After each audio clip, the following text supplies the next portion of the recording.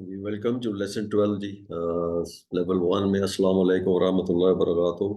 آج انشاءاللہ ہم سورہ فلق پڑھیں گے اور گرامر میں ہم فعل مضارع سٹارٹ کریں گے۔ بسم اللہ الحمدللہ والصلاۃ والسلام علی رسول اللہ رب اشرح لی صدری ویسر لی امری واحلل عقدۃ من لسانی یفقہوا قولی۔ اے میرے رب میرا سینہ کھول دے اور میرے کام آسان کر دے۔ واحلل عقدۃ من لسانی، اور میری زبان کی گرہ کھول دے، یفقہوا قولی، تاکہ میری بات سمجھ سکے۔ سبحانک لا علم لنا الا ما علمتنا انک انت العلیم الحکیم۔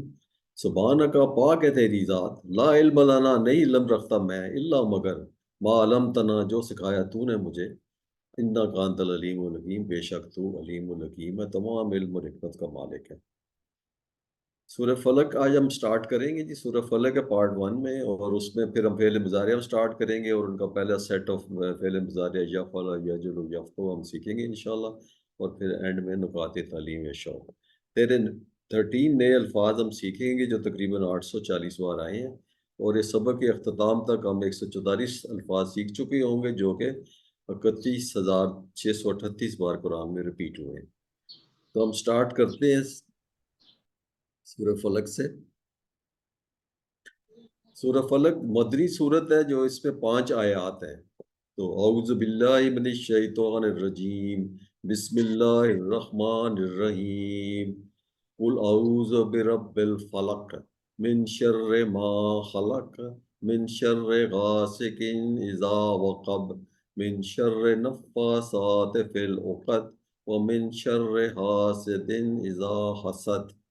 قل کہہ دیجئے، اعوذ برب الفلق، میں صبح کے مالک کی پناہ مانگتا ہوں، من شر ما خلق، ہر اس چیز کے شر سے جو اس نے پیدا کیا، اور من شر غاسق اذا وقب، اور اندھیری رات کے شر سے جب وہ پھیل جائے اور چھا جائے، اور من شر نفاثات فی العقد، اور ان جانوں کے شر سے جو گرہوں میں پھونکے مار دی ہیں، من شر حاسد اذا حسد، اور حسد کرنے والوں کے شر سے جب وہ حسد کرے۔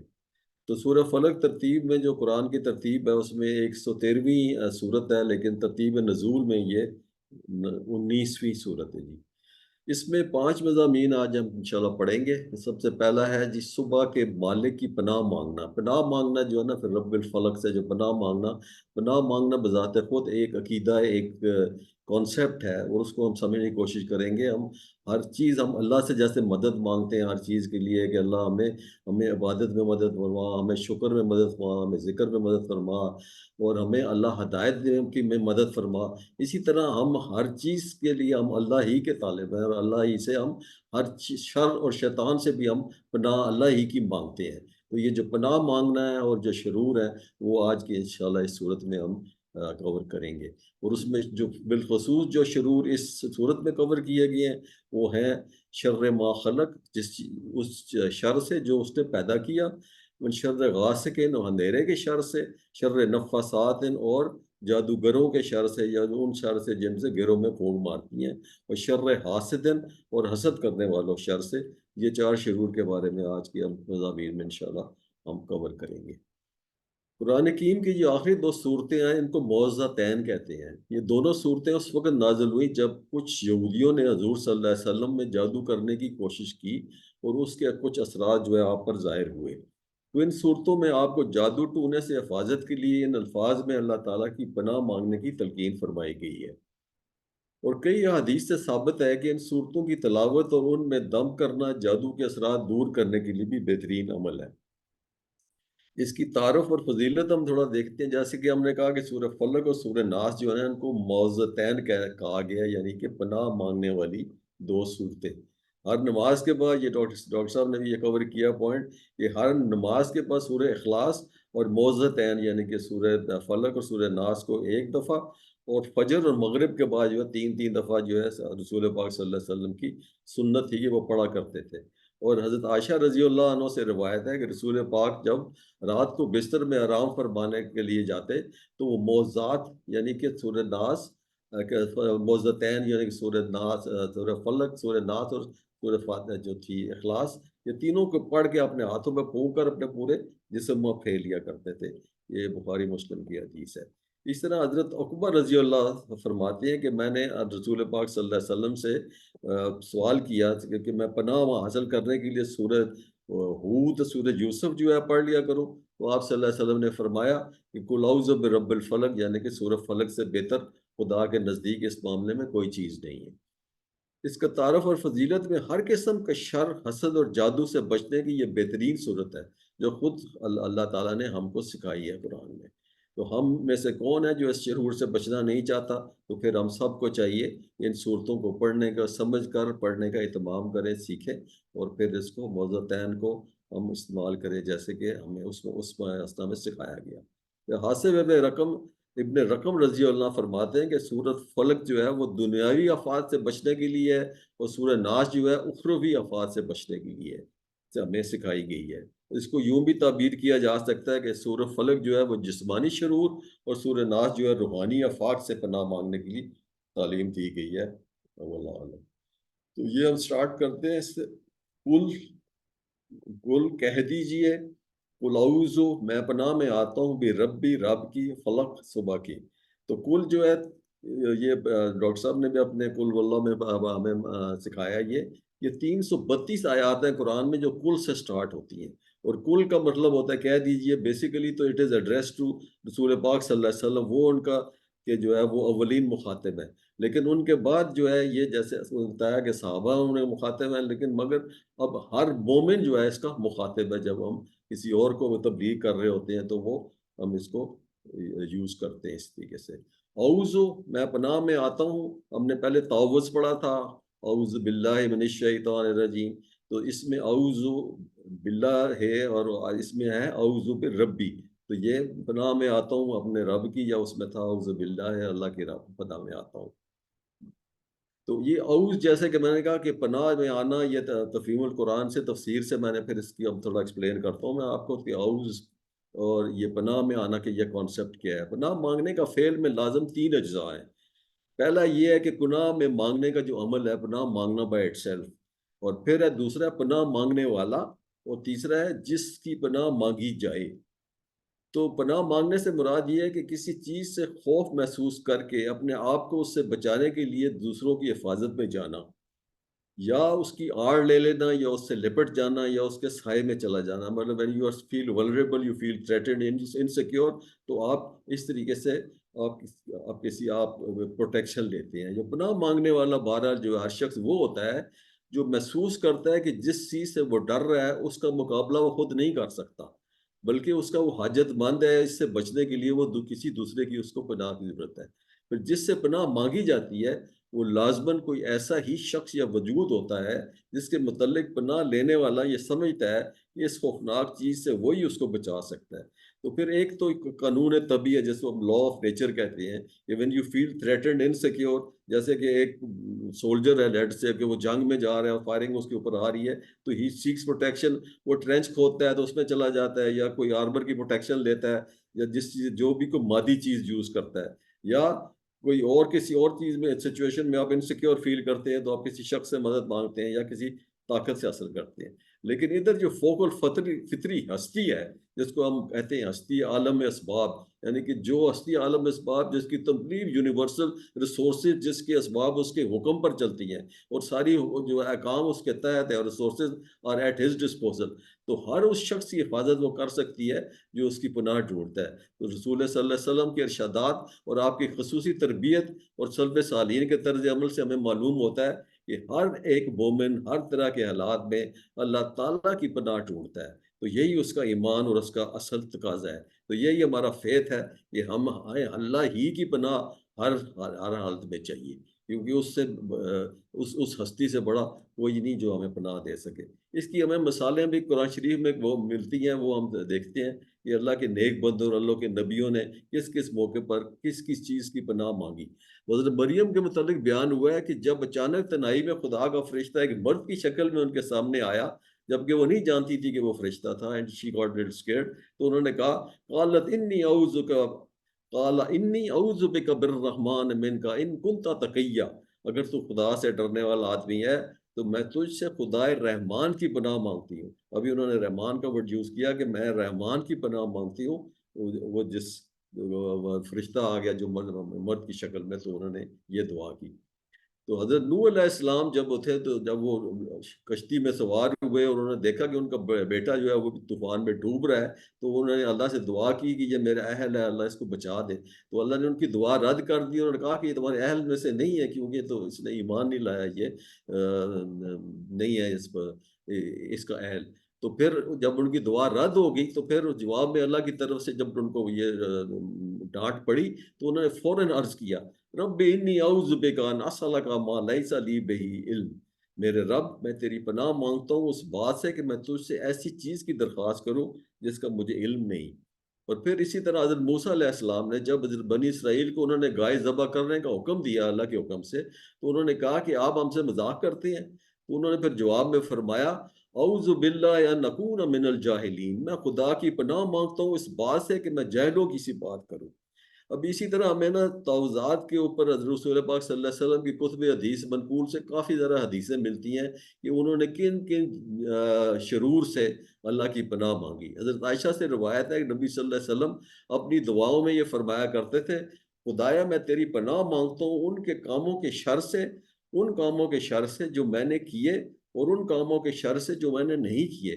یعنی کہ اگر میں نے کوئی غلط کام کیا ہے تو اس کے برے نتیجے سے میں پناہ مانگتا ہوں، اور اگر کوئی کام جو کرنا چاہیے تھا اور میں نے نہیں کیا تو اس کے نقصان سے بھی میں پناہ مانگتا ہوں، یا اس بات سے پناہ مانگتا ہوں کہ جو کام میں نے کرنا چاہیے تھا اور وہ جو کام میں نے نہیں کرنا چاہیے تھا اور میں کر گزروں. اسی طرح ابن عمر سے روایت ہے رضی اللہ تعالیٰ، رسول پاک صلی اللہ علیہ وسلم کی دعاؤں میں انہوں نے کہا کہ یہ دعا بھی شامل تھی، خدایا میں تیری پناہ مانگتا ہوں اس سے کہ تیری جو نعمت مجھے حاصل ہے وہ چھن جائے، اور تجھ سے جو عافیت مجھے نصیب ہے وہ نصیب نہ رہے، اور تیرا غضب یکا یک ٹوٹ پڑے، اور پناہ مانگتا ہوں میں تیری ہر طرح کی ناراضگی سے. آگے ایک اور اسی طرح کی حدیث ہے، زید بن رقم سے روایت ہے کہ نبی صلی اللہ علیہ وسلم فرمایا کرتے تھے کہ خدایا میں تیری پناہ مانگتا ہوں اس علم سے جو نافع نہ ہو، اس دل سے جو تیرا خوف نہ کرے، اس نفس سے جو کبھی سیر نہ ہو، اور اس دعا سے جو قبول نہ کی جائے. اسی طرح خطبہ بن مالک رضی اللہ تعالیٰ سے روایت ہے کہ صلی اللہ علیہ وسلم نے فرمایا تو خدایا میں برے اخلاق اور برے اعمال اور برے خواہشات سے تیری پناہ مانگتا ہوں. اور یہ ایک بہت زبردست دعا ہے، یہ میرے خیال ہے ہم سب سے ریلیٹ کرتی ہے، اور اس کی بہت زیادہ ہمیں پڑھنے کی اور دعا کرنے کی ضرورت ہے. شکل بن امیر نے حضور صلی اللہ علیہ وسلم سے کہا کہ مجھے آپ کوئی دعا سکھائیں، جب انہوں نے کہا تو انہوں نے ان کو یہ دعا سکھائی، اللہم انی اعوذک من شر سمعی، من شر بصری، من شر لسانی، من شر قلبی ومن منی. یعنی خدایا میں تیری پناہ مانگتا ہوں اپنے سماعت کے شر سے، یعنی کہ جو میرے کان ہے نا، جو شر میرے کان میں سنتا ہوں میں ہر وقت وہ شر، اللہ میں اس سے پناہ مانگتا ہوں. اپنی بصارت یعنی کہ میری آنکھوں کے شر سے، اور اپنی زبان کے شر سے. اب ہم اپنی زبان سے کتنے ہم شر کرتے ہیں، کوئی جھوٹ بولتا ہے، کوئی برا الفاظ بولتا ہے، کسی کو کوئی گالی بکتا ہے، اور کوئی غیبت کرتا ہے. یہ سب شر ہیں جو ہماری زبان سے نکلتے ہیں. اسی طرح میرے دل کے شر سے، دل کے شر میں ہمارے اندر، دل کے اندر ہمارا بغض اور اس قسم کے جو برے خیالات ہوتے ہیں دوسروں کے لیے، یہ سب دل کے شر ہیں. اور شہوت کے شر سے جس کا ہمارے جنسی خواہشات سے. تو یہ سب شرور اللہ کے نبی نے یہ دعا مانگنی اس کو سکھائی اپنے صحابی کو، ہمیں بھی سیکھنی چاہیے اور اس کو زیادہ سے زیادہ کرنی چاہیے. اور انس بن مالک سے روایت ہے کہ رسول پاک صلی اللہ علیہ وسلم نے فرمایا کرتے تھے، خدایا میں تیری پناہ مانگتا ہوں عاجزی سے، سستی سے، بزدلی سے، بڑھاپے سے اور بخل سے، اور میں تیری پناہ مانگتا ہوں قبر کے عذاب سے. اور ایک اور مسلم روایت میں یہ بھی ہے کہ وہ زندگی اور موت کے فتنے سے، اور قرض کے بوجھ سے، اور اس بات سے کہ لوگ مجھ پر غالب ہوں. تو یہ شرور تھے جو جس سے رسول پاک صلی اللہ علیہ وسلم نے پناہ مانگی. تو یہ دعائیں بڑی اچھی ہیں، ہمیں سیکھنی چاہیے اور کرنی بھی چاہیے.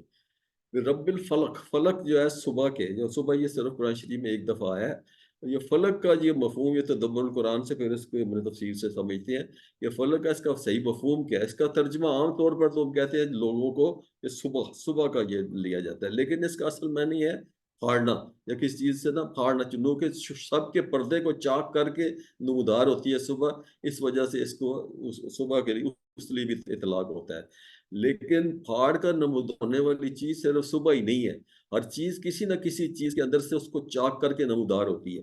ابھی جیسے گٹھلی ہے اور گٹھلی جو ہے اس کو پھاڑ کر پودا اس میں سے نمودار ہوتا ہے، اسی طرح زمین میں سے زمین کو پھاڑ کر نباتات باہر نکلتی ہیں، پہاڑوں کے سینے سے چاک کر کے جو ہے چشمے نکلتے ہیں، دریا ابلتے ہیں، اسی طرح انڈے سے اگر بچہ نکلتا ہے وہ اس کو پھاڑ کر نکلتا ہے۔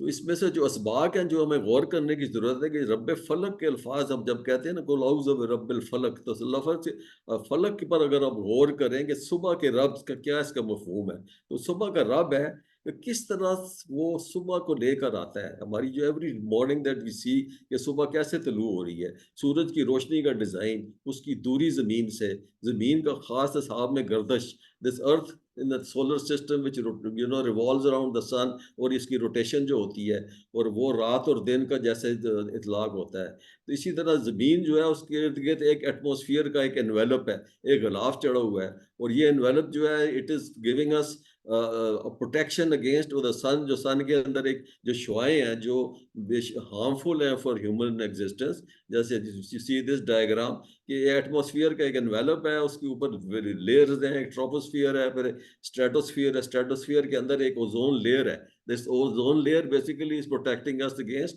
دس ultra violet alpha beta gamma rays جو کہ which are very harmful for human health.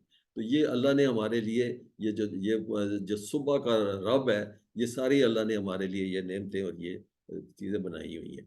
تو اس میں یاد رہے کہ انسان فتنوں کے حملوں میں، یہ اسباق ہے ہمارے لیے کہ یاد رہے کہ انسان فتنوں کے حملوں میں دن رات آفاق اور شر پسند انسانوں میں، حاسدوں میں، وائرسوں میں گھرا ہوا ہے، تو اللہ کی عظمت کو محسوس کرتے ہوئے اس کی ربوبیت کو جس نے آج تک ہماری حفاظت کی ہے اس سے درخواست کرے کہ آج وہ ہماری حفاظت کرے۔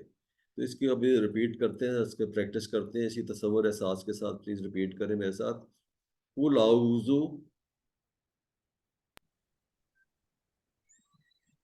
ریپیٹ کون قل کرے اعوذ، اعوذ، کہہ دیجئے میں پناہ میں آتا ہوں، کہہ دیجئے میں پناہ میں آتا ہوں، برب الفلق، بے رب الفلق، رب کی صبح کے، رب کی صبح کے، قل اعوذ برب الفلق، قل اعوذ برب الفلق، کہہ دیجئے میں پناہ میں آتا ہوں رب کی صبح کے، کہہ دیجئے میں پناہ میں آتا ہوں رب کی صبح کے۔ میں عربی پڑھوں گا، آپ پہلے ٹرانسلیٹ کریں۔ قل اعوذ برب الفلق، کہہ دیجئے میں پناہ میں آتا ہوں رب کی صبح کے۔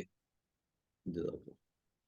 اب سیکنڈ آیت پہ چلتے ہیں جی۔ من شر ما خلق، من شر، شر سے، ما ان چیزوں سے جو، خلق اس نے پیدا کی، من شر، من میننگ ہے سے، اور شر، شر سے ابھی تمام آیتیں من شر سے سٹارٹ ہوں گی، تو یہ ریپیٹ ہوتا جائے گا آگے بھی۔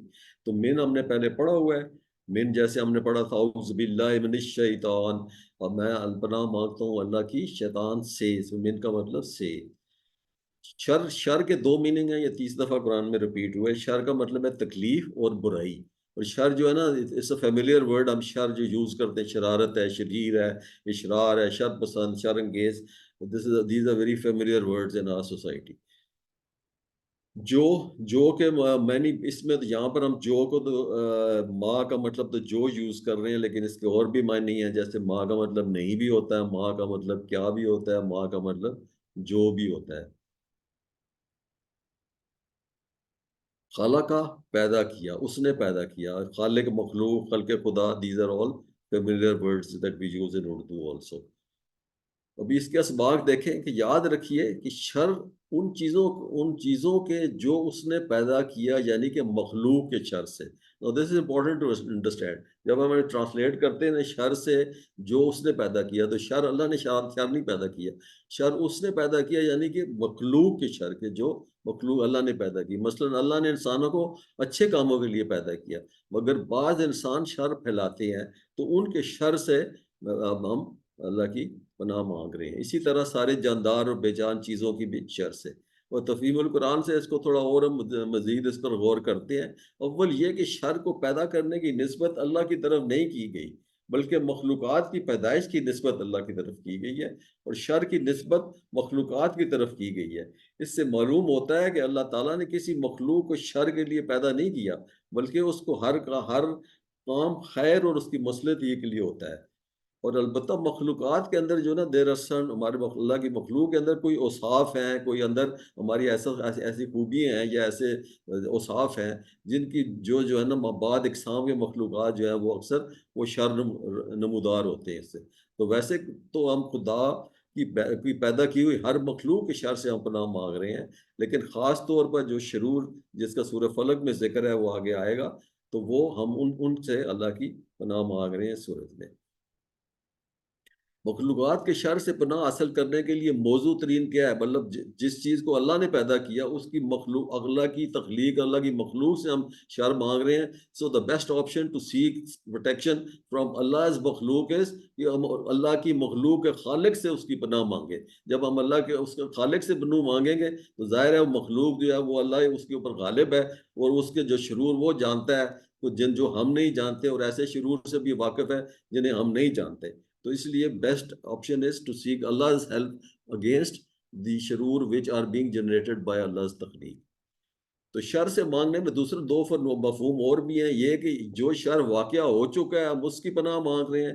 بندہ اپنے خدا سے دعا مانگ رہا ہے کہ وہ اللہ جو شر ہو چکا ہے اس کو دفع کر دے. اور دوسرا جو شر ابھی واقعہ نہیں ہوا تو ہم اس کی بھی دعا مانگ رہے ہیں کہ اللہ ہمیں اس کے شر سے بھی محفوظ کر لے جو بھی واقعہ نہیں ہوا اور جو جن کو ہمیں معلوم نہیں ہے.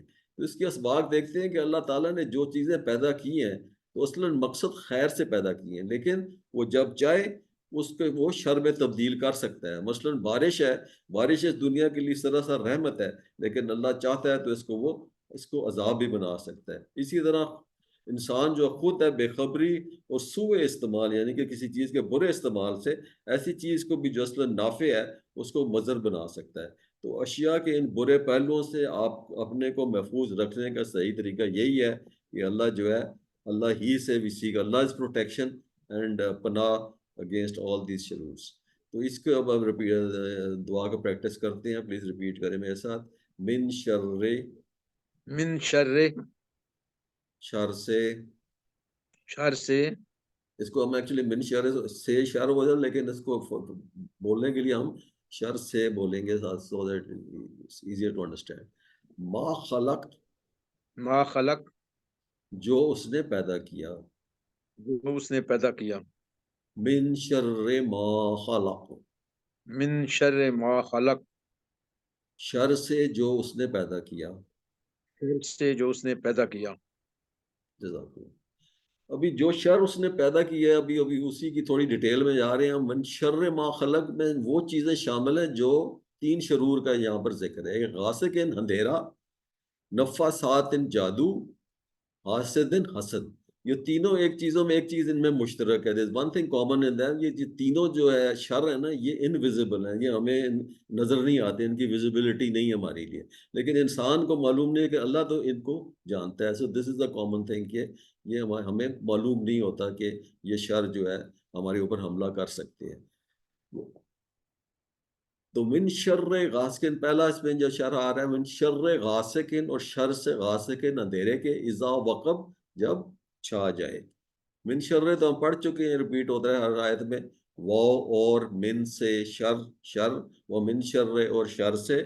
غاسقن اندھیرے کو کہتے ہیں. یہ غاسق قرآن میں ایک ہی دفعہ آیا ہے، تو یہ مطلب اندھیرا. اذا اور از دونوں کے میننگ ہوتے ہیں جب. تو ابھی اس کو تفہیم قرآن تفسیر سے ذرا دیکھتے ہیں کہ غاسقن آپ جب کہتے ہیں نا، اس کا لفظ جب استعمال کرتے ہیں تو غاسق کا لغوی میننگ تاریک ہے، اور وقب کا مطلب ہے داخل ہونا یا چھا جانے کی ہے. تو رات کی تاریکی کے شر سے خاص طور اس لیے پناہ مانگنے کی تلقین کی گئی ہے کہ اکثر جرائم اور مظالم رات ہی کے وقت ہوتے ہیں، اور موذی جانور بھی رات ہی کو نکلتے ہیں. اور اسی تفسیر میں آگے کہا گیا ہے کہ عرب میں جو احوال ان آیات میں نزول کے وقت تھے اس میں رات بڑی خوفناک چیز تھی. اس کے اندھیرے میں چھاپا مار نکلتے تھے اور بستیوں پر غارت گری کے لیے ٹوٹ پڑتے تھے، اور رسول پاک صلی اللہ علیہ وسلم کی جان کے درپے بھی تھے، اور وہ رات ہی کے وقت ان کو قتل کے منصوبے بناتے تھے تاکہ وہ رات کے اندھیرے میں چھپ سکیں اور ان کا پتہ نہ چل سکے. اس لیے ان تمام شرور آفات سے خدا کی پناہ مانگنے کا حکم دیا گیا ہے جو رات کے وقت نازل ہو. اور اس کے اسباق اب جب دیکھتے ہیں تو روزانہ 12 گھنٹے کے بعد رات آتی ہے. تقریباً the day and the night are about 12 hours on an average، چھوٹے بڑے بھی ہوتے ہیں. تو رات میں کمانے کا وقت کیونکہ ختم ہو جاتا ہے اور انسان جو ہے نسبتاً فارغ ہوتا ہے رات کو، تو جو فارغ ہوتا ہے اس کا جو empty mind is a devil's work shop کہتے ہیں. تو رات کے وقت اکثر لوگ چیزیں اور شرور جیسے خراب T V programme, cinema, club, بدکاریاں، جو رات کو جتنے جو ہوتے ہیں نا برے کام، وہ رات ہی کو سرزد ہوتے ہیں. تو اس لیے دشمن جو ہے نا وہ بھی حملہ رات ہی کے اندھیروں میں کرنا اس کے لیے آسان ہوتا ہے.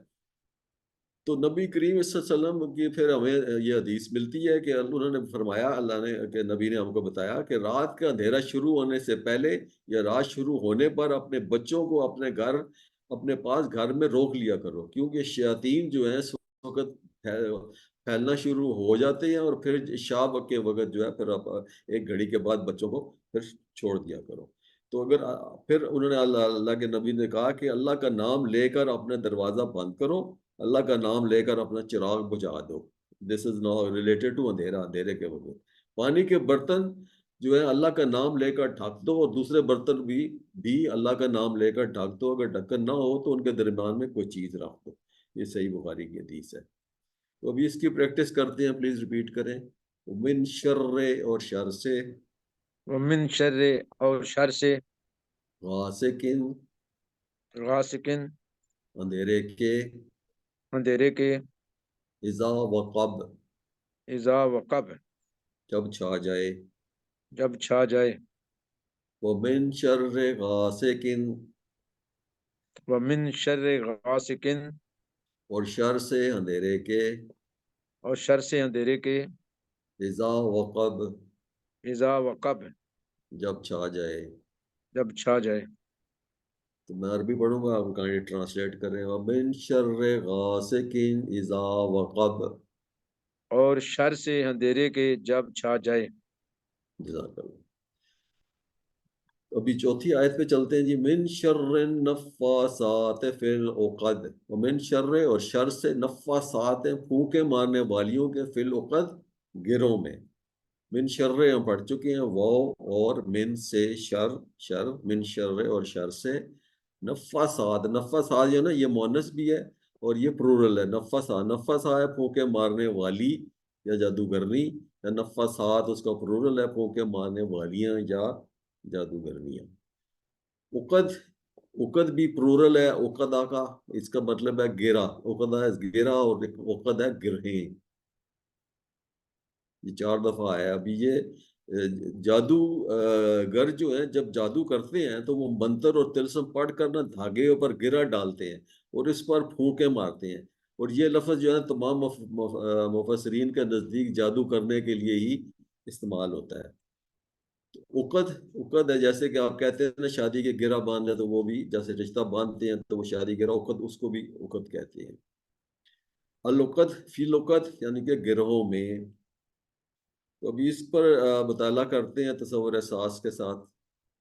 تو اس آیت کا مطلب ہے طلوع فجر، یعنی کہ اللہ رب الفلق کی ہم دعا سے پناہ مانگتے ہیں جادوگروں یا جادوگرنیوں کے شر سے. اور اس مفہوم کی تائید کو روایت بھی کرتی ہے کہ یہ بتایا گیا رسول پاک صلی اللہ علیہ وسلم پر جب جادو ہوا تھا تو جبریل علیہ السلام نے آ کر حضور کو موعظتین پڑھنے کی ہدایت کی گئی تھی. اور موعظتین سے یہی فکرہ جو ہے نا یا یہی آیت جو ہے براہ راست اس کا جادو ہے تعلق رکھتا ہے. تو اس میں ہمارے لیے اسباق یہ ہے کہ ہمارے جو بھی ہمارے ہاں یہ جادو کا اور اس قسم کے جو نا ہمارے معاشرے میں اس کا کافی مسئلہ رہتا ہے. تو ہمارے بعض خاندانوں میں ایک بڑا مسئلہ یہ ہے کہ یہاں مت بیٹھو وہاں مت بیٹھو، اس قسم کے ہمارے وسوسے اور ہمارے ڈر ہوتے ہیں کہ یہ مت کھاؤ وہ مت پیو یہ نہ کرو. تو یہ صحیح جو اس کا علاج، بیسٹ علاج ہے، بہترین علاج ہے، یہ صورت ہے اس کے لیے. تو جادو جو ہے نا ایک آزمائش ہے، سخت آزمائش ہے. اچھے خاصے لوگ جو عقیدہ ان کا ڈگمگانے لگتا ہے، وہ اس علاج کے خاطر جو ہے پھر وہ غلط راستے پہ نکل جاتے ہیں اور وہ غلط طریقے سے کوشش کرتے ہیں اس مسئلے کو حل کرنے کے لیے. ہر ایک اور بھی قسم کے پھونکنے والے ہیں جو شیطان سے ریلیٹڈ ہے. اب یہ حدیث ہے اس میں جو روزانہ ہم پر ہر ایک کے سر پر رات کو 3 گانٹھیں باندھ دیتا ہے، یعنی کہ شیطان.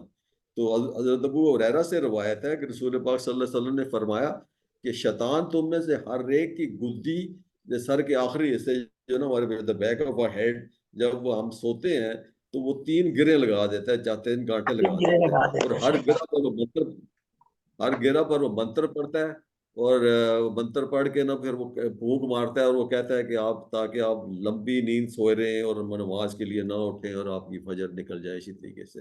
لیکن اگر شخص جو ہے وہ بیدار ہو جاتا ہے، اللہ کا ذکر کرتا ہے، تو اس کی پھر ایک گرہ کھل جاتی ہے۔ جب وہ وضو کرتا ہے تو ایک اور گرہ کھل جاتی ہے، اور اگر وہ نماز پڑھتا ہے پھر تمام گرہ کھل جاتی ہیں، اور صبح اس حال میں وہ کرتا ہے کہ وہ اشاش پیشاش پاکیزہ نفس بالکل فریش ہو جاتا ہے۔ ورنہ اگر وہ ایسا نہ کرے تو اس کی صبح اس حال میں ہوتی ہے کہ وہ خبیث النفس اور سست ہوتا ہے۔ تو ابھی اس آیت کو ہم پریکٹس کرتے ہیں، پلیز ریپیٹ کریں۔ وَمِن شَرِّ، ومن شر، اور شر سے، اور شر سے، نفاسات، نفاسات، پھونکے مارنے والیوں کے، پھونکیں مارنے والیوں کے، فی العقد، فی العقد، گروہ میں۔ گروں میں۔ وَمِن شَرِّ نفاسات فی العقد، ومن شر النفاسات فی العقد، اور شر سے پھونکے مارنے والیوں کے گروہ میں۔ اور شر سے پھونکے مارنے والیوں کے گروہ میں۔ جزاک اللہ۔ تو یہ آخری آیت ہے، یہ من شر حاسد اذا حسد، وہ من شر، اور شر سے حاسد، حسد کرنے والوں کے، اذا، جب، حسد، وہ حسد کریں۔ من شر تو ریپیٹ ہو رہا ہے، تو وہ شر سے حاسد۔ ابھی یہ حسد جو ہے نا، حسد کی جو ڈیفینیشن ہے، جو اس کو ایکسپلین کیا گیا ہے کہ کوئی شخص جو چاہے کہ جو فضل دوسرے کو ملا ہے اس سے چھن جائے اور مجھے مل جائے، اور کم از کم اگر یہ نہیں ہے تو کم از کم اس سے تو چھن جائے، یہ حسد ہے۔ لیکن حسد کا اپوزٹ ہے رشک۔ نو حسد از اے ہائیلی نیگیٹو سینٹیمنٹ، مطلب یہ بہت بری چیز ہے، مطلب برا اس طرح سے کہ یہ سخت ترین کبیرہ گناہ ہے۔ لیکن رشک جو ہے نا، it's a very positive sentiment, it's a good feeling. یہ آپ کسی شخص سے جو رشک کرتے ہیں، وہ آپ دیکھتے ہیں کہ وہ بڑا لائق ہے، بڑا اس کو اللہ نے اس کو علم دیا ہے، بڑے اس کو وسائل دیے ہیں، تو آپ اس کے لیے اچھا فیل کرتے ہیں، آپ بلکہ چاہتے ہیں کہ اللہ مجھے بھی اس جیسا بنا دے۔ تو رشک از اے پازیٹیو سینٹیمنٹ۔ تو حسد جو ہے، یہ ابھی فہم القرآن سے تفسیر سے میں یہ لیا ہے کہ حسد ایسی مہلک اور منفی قوت ہے، یعنی کہ اٹس اے نیگیٹو فورس، اور اس میں جو بھی مبتلا ہوتا ہے وہ کسی بھی عزت و عظمت کو برداشت نہیں کر پاتا۔ مزید یہ کہ وہ کسی بڑی سے بڑی حقیقت کو ماننے کے لیے تیار نہیں ہوتا۔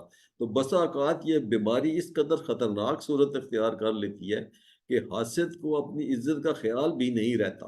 ابھی جو حسد ہے نا، اس کو، جس کو ہم جیلسی بھی کہتے ہیں نا، jealousy it further progresses to hate, نفرت بن جاتی ہے، نفرت جو ہے وہ دشمنی بن جاتی ہے، اور دشمنی جو ہے نا پھر کانفلکٹ، اور پھر اس میں لڑائی جھگڑے اور وائلنس بھی آ سکتی ہے۔ تو اسی لیے یہ حسد کو اگر کنٹرول کر لینا تو ہم بہت سارے یہ شرور سے بچ سکتے ہیں۔ تو رسول پاک صلی اللہ علیہ وسلم نے ہمیں ہدایت کی ہے کہ امت کو حسد سے بچنے کی تلقین کی انہوں نے، اور اس کے مضرات جو تھے ان سے متنبع فرمایا۔ ابو ہریرہ سے یہ روایت ہے، یہ حدیث میں نبی صلی اللہ علیہ وسلم نے فرمایا کہ حسد سے بچو، کیونکہ وہ نیکیوں کو اس طرح کھا جاتا ہے جیسے سوکھی لکڑیوں کو آگ بھسم کر دیتی ہے۔ اور پھر یہ سورہ نساء کی ایک آیت میں اس کا ترجمہ ہے کہ کسی سے حسد کرنے کے بجائے اللہ سے مانگنا چاہیے۔ جس طرح بڑا گناہ آدمی کو ہلاک کر دیتے ہیں، اسی طرح حسد جو ہے آدمی کے اعمال کو ضائع کر دیتے ہیں۔ تو اللہ تعالیٰ نے اپنی قدرت میں نا، یہ ابھی دس از دا لا آف نیچر، اپنی قدرت میں اللہ نے جو نظام بنایا ہے نا، اس میں اونچ نیچ رکھی ہے۔ ابھی کچھ لوگ better off, some people are not that better off, کوئی کسی کے پاس ایک چیز بہتر ہے، کسی کے پاس دوسری چیز کم ہے۔ تو یہ جو باہمی ایک، تاکہ انسان ایک دوسرے کی ضرورت محسوس کرے اور باہمی تعاون اور احترام کریں، اس کو جس کو نعمت میسر آئی ہے وہ شکر ادا کرے، اور جو محروم ہے وہ پھر صبر کرے، اور حسد کرنے کے بجائے اسے اللہ تعالیٰ کی حکمت اور مشیت سمجھ کر قبول کرے۔ یہ پھر اس کا اذا حسد، از اور اذا دونوں کا میننگ ہے جب، اور اس میں از 239 ٹائمز آیا ہے، اور اذا جو ہے 423 بار آیا ہے۔ تو آج بس اس میں اذا حسد، جب وہ حسد کرے، اور اس کے ابھی اسباق دیکھتے ہیں کہ عام طور پر ہم دیکھتے ہیں کہ ساتھیوں ہی میں حسد ہوتا ہے۔ ساتھیوں meaning if you are colleagues, if you are class fellows, your course mates, your friends, your professional life, ہم دیکھتے ہیں کہ ایک دوسرے سے بہت زیادہ حسد کیا جاتا ہے کہ یار اس کی پروموشن کیوں ہو گئی ہے، اس کو اچھا پوسٹنگ کیوں مل گئی ہے، اس کو اچھی رپورٹ کیوں مل گئی ہے، اس کو اس کا جو ہے باس اس کا فیور کیوں کرتا ہے. اسی طرح we observe that this is amongst our children also کہ وہ اس کو لڑکے کو اچھے نمبر کیوں مل گئے ہیں، اس کو ٹیچر نے فیور کیوں کر دیا، تھنگز آف دیٹ سارٹ. تو یہ اس میں ہمیں بہت زیادہ کیئر کرنے کی ضرورت ہے اور تلقین کرنے کی ضرورت ہے. یہ حسد کرنے والا جو ہے نا آپ کا نام خراب کرے گا یا نقصان پہنچانے کی کوشش کرے گا، اور آپ کو اس کا علم بھی نہیں ہوگا. لیکن اللہ تعالیٰ سب کو جانتا ہے، اس لیے دعا کیجئے کہ اللہ ہمیں حسد کرنے سے بچائے اور حسد کے شر سے بھی. اور اگر لیٹ سے اگر ہمیں حسد ہو رہا ہے، we are becoming a victim of حسد، اور شیطان جو ہے نا ہمارے دل میں کسی کوئی حسد ڈال رہا ہے کسی بھائی کے بارے میں، تو اس کے لیے بتایا گیا کہ جس سے حسد ہو رہا ہے نا وہ اس کی حق میں دعا کرو کہ آپ کہیں کہ اللہ اس کو اور دے، اللہ اس کے فضل میں یا اس کی جو بھی چیز جس سے آپ حسد کر رہے ہیں اس کے حق میں دعا کریں تو پھر وہ اللہ آپ کو بھی دے گا. تو اسی ابھی اس کی پریکٹس کرتے ہیں. یہ لاسٹ آیت ہے، وہ من شر، اور شر سے، من شر اور شر سے، حاسد، حاسد حسد کرنے والے کے، حسد کرنے والے کے، اذا حسد، اذا حسد جب وہ حسد کرے. جب وہ حسد کرے. میں آیت پڑھتا ہوں، آپ گاڑی ٹرانسلیٹ کریں گے. وَمِن شَرِّ حَاسِدٍ إِذَا حَسَدَ. اور شر سے حسد کرنے والے کے جب وہ حسد کرے. جزاک اللہ. ابھی یہ صورت کو جو ہے زندگی میں ہم کیسے لائیں، کس طرح لائیں؟ سب سے بیسٹ طریقہ تو رسول پاک صلی اللہ علیہ وسلم کے اسوہ جو ہے نا اس کو جب ہم دیکھتے ہیں اور وہاں سے جو ہمیں تعلیم ملتی ہے وہ ہی ہمارا سب سے بیسٹ رہنمائی ہے. تو آپ ہر فرض نماز کے بعد یہ تینوں کل پڑھیں، فجر و مغرب کے بعد 3 بار پڑھیں. اور کون ہم سے محفوظ ہونا نہیں چاہتا، کون نہیں رہنا چاہتا، تو اللہ کا دیا ہوا فارمولہ استعمال کیجئے جس کے ہاتھ میں ساری مخلوق ہے. اور اگر نہیں کریں گے تو پھر ہمارا اپنا ہی نقصان ہے. پھر دعا کے ساتھ کوشش کرنی بھی ضروری ہے. ابھی اب دیکھتے ہیں کہ جو شر ہے نا اتنا زیادہ ہمارے معاشرے میں اس طرح پھیل گیا ہے اور اتنا زہر کی طرح پھیل رہا ہے، اور یہ اتنے فتنے کریٹ ہو رہے ہیں. تو آج خراب انسانوں کا شر اتنا بڑھ گیا ہے، کسی ملک میں مسلمانوں کے محلے محفوظ نہیں ہے، کہیں سارا ملک بھی محفوظ نہیں ہے، ہزاروں بلکہ لاکھوں عزتیں محفوظ نہیں ہیں، ان کے مال محفوظ نہیں ہیں، ان کے بچے ان کی جانیں محفوظ نہیں ہیں، اور یہ سارے لوگ مل کر کام کر رہے ہیں. تو کیا ہم اکیلے اپنی اپنی دنیا میں صرف قرآن نماز پڑھتے رہیں اور اس کے بارے میں ہم کچھ نہ کریں؟ کہ آپ بڑے بڑے شر اور منکرات کو روکنے کے لیے صحیح اجتماعی اور تعمیری کوشش میں حصہ نہیں لیں گے جیسے کہ اللہ کے رسول صلی اللہ علیہ وسلم نے کیا، کر کے دکھایا؟ تو اگر صرف ہم نماز وغیرہ پڑھتے سکھاتے رہیں گے تو جیسے صحابہ کرام نے صرف قرآن سیکھنے اور اپنی زندگی اور اپنی میں مصروف رہتے تھے، انہوں نے سب یہ چیزیں اپنی تبلیغ سے معاشرے کو بہتر کرنے کی کوشش کی. اگر ہم نہیں کریں گے تو بربادی کے لیے صرف یہی کافی ہے کہ اچھے لوگ جو ہے اگر کچھ نہ کریں تو اسی میں ہماری ڈسٹرکشن ہے. تو اس لیے اللہ کے رسول نے فرمایا کہ جب تم کوئی برائی دیکھو تو تمہیں چاہیے تم اسے ہاتھ سے روکو، stop it physically. But if you don't have the physical strength to do it, at least پھر اپنی زبان سے اس کو روکیں. اگر اس زبان کی بھی آپ کے طاقت نہیں ہے، وہ بھی آپ میں نہیں ہے ہمت اس کو کرنے کی، تو پھر کم از کم اس کو دل سے جانیں، دل سے برا جانیں. دل سے برا جاننا از دا ویکسٹ فارم آف یور فیتھ، یعنی کہ ایمان کا ضعیف ترین درجہ جو ہے یہ ہم صرف اس برائی کو برا جانتے رہیں لیکن ہم اس برائی کو روکنے کے لیے کوئی ایفرٹ نہ لگائیں. تو اب اس کو جو ہم نے پڑھا ہے اس کو ایک دفعہ ریویو کر لیتے ہیں before we go on to grammar. الفلق، فلق کا مطلب ہے صبح کے رب کو. جب نے کہا صبح، رب الفلق، صبح کا رب. من شر، اور وہ اور من سے، اور شر، اور شر سے. شر کے معنی برائی ہے، تکلیف ہے، نافرمانی ہے. اچھائی تو پازیٹیو نہیں ہو سکتی. So all these are A, C and D are correct.